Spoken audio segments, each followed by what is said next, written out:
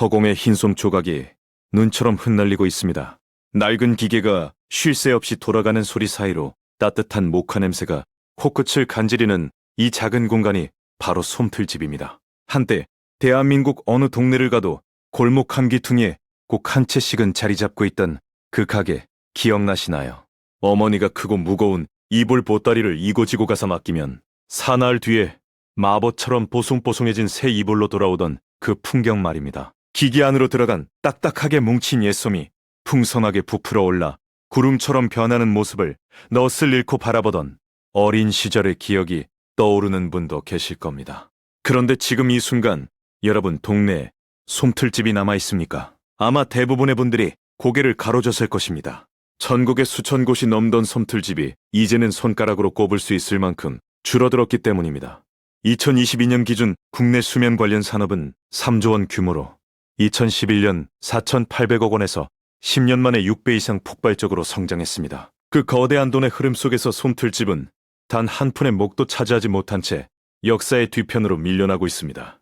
누군가에게는 그저 낡은 가게 한 채가 사라진 것에 불과하겠지만 이 이야기의 이면에는 600년이 넘는 한민족의 잠자리 문화가 통째로 뒤집어진 충격적인 진실이 숨어 있습니다.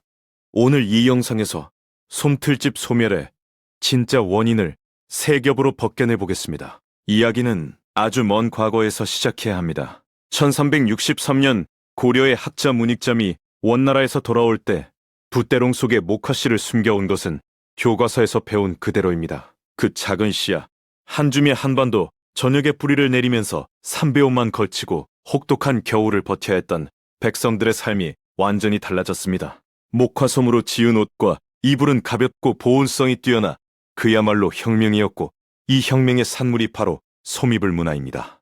조선시대부터 근현대까지 한국인의 잠자리는 따뜻한 온돌 바닥 위에 목화손 요를 깔고 목화손 이불을 덮는 것이 정석이었습니다. 이불솜은 7년에서 8년을 쓰면 딱딱하게 뭉치는데 그때마다 솜털집에 가져가 기계로 다시 풀어주면 새 솜처럼 되살아났습니다. 한 채의 솜털집이 동네 전체의 잠자리를 책임졌다고 해도 과언이 아닙니다. 그렇다면 이 견고하던 전통은 왜 무너지기 시작한 것일까요? 첫 번째, 균열은 1970년대에 찾아왔습니다. 국내 섬유업계가 화학섬유 개발에 눈을 뜨면서 캐시밀론이라 불리는 합성손이 시장에 등장한 것입니다. 가볍고 빨래가 가능하며 가격도 저렴한 이 화학손 이불은 손질이 번거로운 목화손 이불에 자리를 빠르게 잠식해 나갔습니다. 목화 재배 농가도 값싼 수입원면과 화학섬유에 밀려 1980년대 이후에는 목화밭 자체를 구경하기 어려워졌습니다. 원료가 사라지니 솜틀집의 존재 이유 자체가 흔들리기 시작한 것입니다. 두 번째 균열은 1980년대 양모 솜이불과 오리털 이불의 등장입니다. 소득 수준이 높아지면서 사람들은 더 가볍고 더 따뜻한 고급 소재를 원했고 굳이 무겁고 관리가 까다로운 목화솥을 고집할 이유가 사라져갔습니다. 세 번째이자 가장 결정적인 타격은 침대 문화의 확산이었습니다. 1990년대 이후 공동주택이 폭발적으로 늘어나면서 전통적인 온돌좌식 생활이 입식 생활로 급격하게 전환되었습니다. 바닥에 요를 깔고 자던 문화가 침대 위에 매트리스를 올려놓고 자는 문화로 바뀌니 솜이불의 설 자리가 점점 좁아진 겁니다. 침대 위에서 사용하는 침구는 가볍고 세탁이 쉬운 극세서나 구스다운이 대세가 되었고 무거운 솜이불은 선택지에서 완전히 밀려났습니다. 여기에 2000년대 들어 터진 네 번째 폭탄이 있습니다. 바로 온라인 매트리스 시장의 폭발적 성장입니다. 한국의 한 기업이 세계 최초로 매트리스를 작은 상자에 압축 포장하는 기술을 개발하면서 게임의 규칙 자체가 완전히 바뀌어버렸습니다. 이전까지 매트리스는 반드시 매장에 가서 직접 눌러보고 사야 하는 물건이었는데 이제는 전화기 화면을 몇 번 두드리면 문 앞까지 배달이 되는 세상이 된 것입니다. 2024년 기준으로 국내 매트리스 시장 규모는 1조 2천억 원을 넘어섰고 2033년까지 2조 원에 달할 것으로 전망되고 있습니다. 코웨이는 침대 사업 매출 3,654억 원을 달성하며 에이스 침대와 시몬스를 제치고 국내 1위에 올라섰습니다. 에이스 침대 3,260억 원, 시몬스 3,295억 원으로 상위 3개 기업의 매출만 합쳐도 1조 원이 넘습니다. 이 거대한 시장에서 솜틀집이 차지하는 자리는 어디에도 없습니다. 사람들이 더 이상 솜을 틀러가지 않는 가장 현실적인 이유를 들여다보면 가슴이 먹먹해집니다. 솜틀집 주인들의 평균 연령은 이미 60살을 훌쩍 넘겼습니다. 30년, 40년 동안 한자리에서 솜을 틀어온 장인들이 하나둘 은퇴하는데 그 기술을 이어받으려는 젊은 사람은 없습니다. 힘든 육체 노동에 비해 수입은 보잘것없고 미래의 전망도 보이지 않기 때문입니다. 한 솜틀집 주인은 이렇게 말했습니다. 내가 이 일을 그만두면 이 동네에서 솜틀집은 영원히 사라지는 거라고. 실제로 한 지역에서 마지막 솜틀집이 문을 닫으면 반경 수십 킬로미터 안에 솜을 틀어줄 곳이 없어지는 일이 벌어지고 있습니다.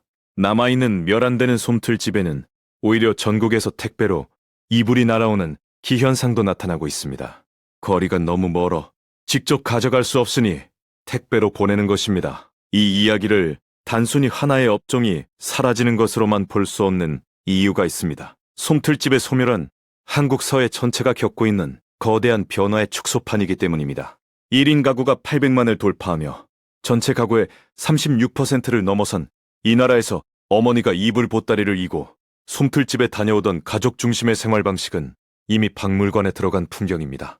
2022년 기준 수면장애 환자는 109만 8천 명으로 4년 사이에 28.5%나 늘었고 잠을 돈 주고 사는 시대가 열린 겁니다. 사람들은 잠을 자기 위해 100만 원짜리 매트리스를 사고 수면 측정기기를 차고 잠들며 수면 유도 음향까지 구독합니다.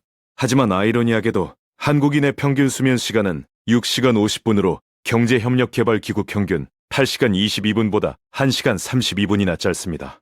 돈은 쏟아붓는데 잠은 오히려 줄어든 셈입니다. 솜틀집 주인의 아들이 전해준 이야기가 잊히지 않습니다. 어릴 때 아버지가 틀어준 목화솜 이불을 덮으면 어머니 품에 안긴 것처럼 포근했다고. 그런데 지금 자기 아이에게는 외국산 화학소재 매트리스 위에 극세사 이불을 덮여주면서 문득 이런 생각이 들었다고 합니다. 더 비싼 걸 사줬는데 왜 그때 그 감촉은 다시 느낄 수 없는 걸까 하고요. 이것은 기술의 문제가 아니라 문화의 문제이고 기억의 문제입니다. 목화솜 이불의 수명은 잘 관리하면 100년까지도 간다고 합니다.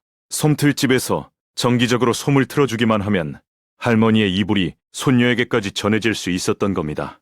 한 채의 이불에 3대의 온기가 담기는 것이야말로 솜틀집이 지켜온 보이지 않는 가치였습니다.